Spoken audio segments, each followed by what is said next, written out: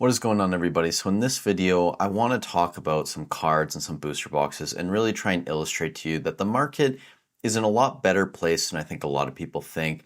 If this is your first time in a market like this, where we have a huge boom cycle and now you're seeing some of these cards fall off in price, you might be a bit scared. Or even if you've been through it before, you still might be worried with things going on in the economy. And I'm going to try and illustrate just by looking at some of these charts and some of these prices that Pokemon's still in a great place compared to where it was 12 months ago. And hopefully this will make you kind of just zoom out and look at the larger picture and see that things really aren't that bad. So the Gengar, right? Like if you look at this over the past month, this card was up to, I think, over $700 again at its high during this boom. Now it's back down to around $640. But if you zoom out over a year, it's up 84.65%. And if you guys were here back in May, June last year when all the alt arts hit new all-time highs and then they crashed again in the summer, the summer is normally not as popular for Pokemon.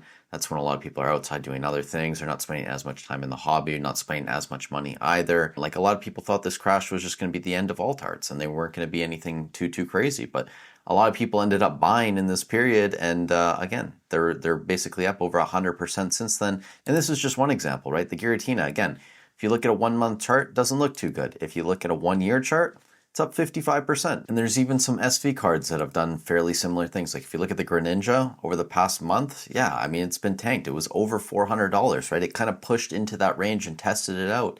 But if you look at the 1 year chart, it's up over 100%. So nothing too much to worry about there. The Bubble Muse, same deal, down 8.5%. I would be worried too if I bought this card at $400. But if you zoom out, if you bought it at 200 or whatever, it doesn't really matter, right? You're still doing very well, and it's up over 300% over the past 12 months. Like that is a great return on your investment, guys. You gotta live in reality a little bit and zoom out sometimes and just look at the bigger picture. Now, there are a couple cards that you can't really do this for, right? Like the Pikachu from Surging Sparks only came out in, when did Surging even come out? November, early November, something like that. So over the past 3 months, it has taken a hit. It's down about 30%. And if you look at the 1 year chart, technically you're still up 11% because on release this card was like $300. And then we instantly went into a hype period, maybe late October this card came out. And then you saw in the hype period, this was around a $500 card. So it makes sense. We haven't really seen this card outside of the hype period. So it makes sense that the graph is a little bit off. Again, it's only been out like 5-6 months at this point. But the reality is this is very normal for a card, especially a top chase card in a new set. After release, it's going to be very expensive. And then over time, over the next 3 to 5 months, 6 months, whatever it is going to lose a lot of value as more packs are opened and more hit the market. And we've already seen surging reprints of booster bundles and ancillary products, so it makes sense that the price of this card is coming down. Well, and I know some people are going to bring up, okay, the IR cards. So the Magikarp, I mean, the IRs are getting crushed. These were all manipulated, right? The Magikarp was up to, I think, $280. It's now down to basically a little over $200. Guys, the Magikarp 1 year chart, look at this. It's up over 100%. And the reality is the year before this, right? So 2 years ago, this was a $40 card and it consistently grew from $40 to $100 to $120. And then in October, November, we saw a spike from the 140s up to around $280 where it basically doubled. So the reality is if you bought this card at any point before October last year, over that 18-month period before that, you're already up like probably 100 to 200, maybe even 300 or 400%, depending on how early you bought it. The Eevee, I think this card from Twilight Masquerade, this sums it up as well, because this did pump over $100 in February, and that to me seemed insane. Like last year, I was saying this was like a $20, $30 card just based on illustration rares and their pull rates and everything. I really didn't even think this was going to be a $40, $50 card. Even in the bear market last year, I was proven wrong. But again, zoom out, you look at a 1 year chart, it's up 150% since April of last year, guys. Like that is great. Even middle of last year, July, August, this card was steadily climbing, right? It went from around 40 into the 50s. Eventually it hit around $60 in December, and then it really took off into January, February. And I think it's at a point now where it's kind of balancing back out into a healthy range. Like this probably should be a $50, $60 card, especially in the market we're in. I don't think it should be a $100 card. Some cards are even worse than this though, like the Drowsy. The market manipulation on this is insane. It went from $30 to $80 overnight. Now it's back down to around 30. But again, zoom out, guys. Look at a 1 year chart of this. You're up 460% almost. even ignoring this massive pump here, okay? This was a $5, $6 card in May of last year, and it steadily climbed through the bear market when nobody was talking about Pokemon to around probably $13. So you did basically double your money from $6 to around 12-ish dollars before the boom, and that's kind of where the card's taken off, and it's found a new medium here, a new level where it's kind of balancing out, and I think that's fine. But again, don't think that this is like an insane crash. This is fairly normal considering the market we're in. And if you don't have the stomach to deal with price fluctuations like this, especially in a boom cycle, just invest in sealed product like I do. I really only deal with sealed product. I would like to get into some singles and slabs eventually.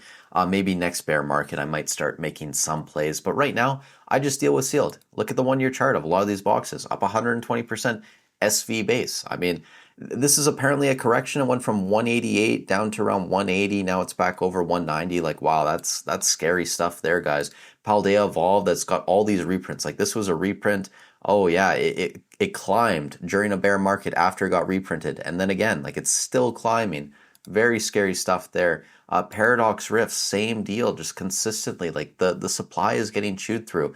Even last year, in a bear market, went from 80, or, actually I think at its low, it probably was in the 80s, 85 range, but through the 90s into the hundreds. And again, like September, October, it was already up to like around 110.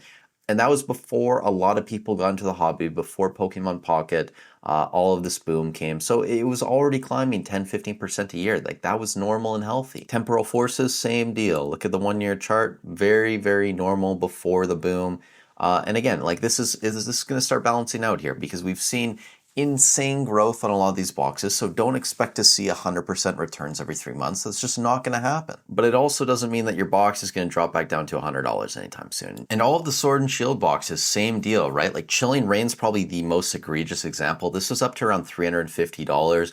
Came down to around $300. Now it's back up to around $350. You can see one sale today at $340, but before that, the last 4 sales back up to $350. So within a couple months. And again, if you zoom out, look at a 1 year chart, that's pretty solid growth for 1 year. Evolving Skies, same deal. This was up to $1,400, came down to around $1,300. We're already back over $1,400. Most recent sale from today was $1,400, and before then, $1,470, $1,490, $1,485, like almost $1,500 within a couple months. Lost Origin, same deal. This was up to $400, came back down to the $350 range, $330. Now it's back up to $400, and you can see most recent sales from today and yesterday, $400. Brilliant Stars, same thing. Like, it's more the same. I'm just repeating myself at this point. And I know for some of you guys, this is going to be an insanely boring video, but I know there are a lot of people that are new to this hobby that haven't gone through a downturn, a bear market before. They're not used to seeing normal gains of like 5 to 20% a year on booster boxes and certain products. So just understand, a lot of what's going on right now seems pretty normal to me. A lot of these movements in prices shouldn't be things that you should worry about. Now, if the Mew EX, for example, the Bubble Mew crashed like $100, okay, maybe we should be a bit worried then. But to see a 10, 15, 20% pullback from its all-time high, not really something you should be concerned about. And the reality is, it's not even just Pokemon that's absolutely crushing it right now. Like, we went through all the booster boxes, all the cards, but if you go look at some other TCG games, like One Piece, I mean, One Piece is popping off over the past couple months. OP05, I mean, if you look at the 6-month chart, up 44%. PRB01, this box is up 43% over the past 3 months, 100% over the past 6 months. And then Emperors of the New World, which just came out in December, you can see it came out around $125 once all these boxes were dumped. We're already back up into the 180s. And this is one of the fastest selling boxes. Everyone loves it. You have the Gold Roger manga in there, a few other manga cards and alternate arts. It's a very deep set. You also have Magic popping off. We're going to have Final Fantasy and some other really interesting sets coming later this year.